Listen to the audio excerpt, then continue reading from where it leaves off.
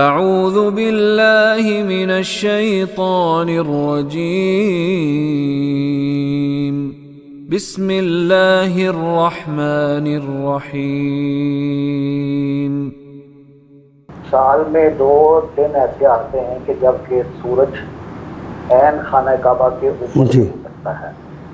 اس میں سے ایک آج کا دن ہے 28 مئی،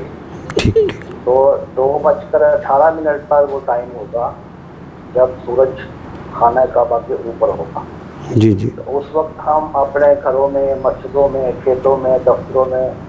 اداروں میں، ہر جگہ پر خانہ کعبہ کی درست سمت معلوم کر سکتے ہیں، اور جہاں ہمیں پہلے سے معلوم ہے وہ اسے چیک کر سکتے ہیں۔ ایک چھڑی کو زمین پہ کاٹ دیا جائے، یا کوئی عمودی چیز، اسٹون وغیرہ اور میز کا پایا، اس طرح کی کوئی چیز جو عموداً کھڑی ہو، اس کا جو سایہ پڑے گا وہاں پہ ہم تیر لگا دیں تو وہ خانہ کعبہ کی درست سمت ہوگی 2:18 پر۔ بے شک تو سر کہ یہ میں نے جو پڑھا اور میں نے آپ کے سامنے عرض کیا، کیا یہ درست ہے؟ ہاں جی، بالکل ٹھیک ہے، عمل کیا جائے؟ بالکل بالکل۔ اچھا جی، شکریہ جناب۔ سوال نہیں تھا، ان کے ایک تجویز ہے کہ آج 2:18 پر پاکستان کے وقت کے مطابق سورج بالکل خانہ کعبہ کے اوپر ہوگا، تو اگر آپ اپنے گھر جو بنے ہوئے ہیں وہ تو گلیاں مختلف سائٹ بنتی ہیں، تو آپ کا ایگزیکٹ خانہ کعبہ کہاں ہے،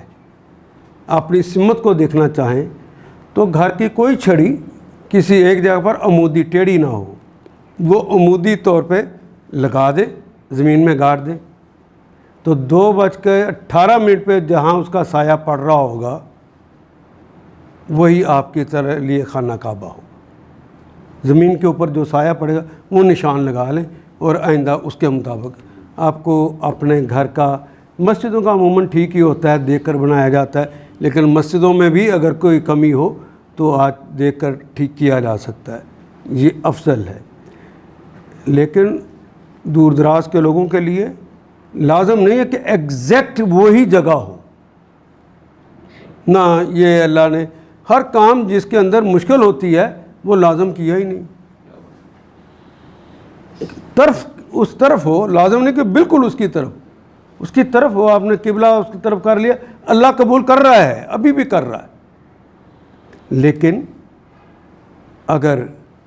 موقع مل رہا ہو تو کیوں نہیں اسے فائدہ اٹھا لینا چاہیے،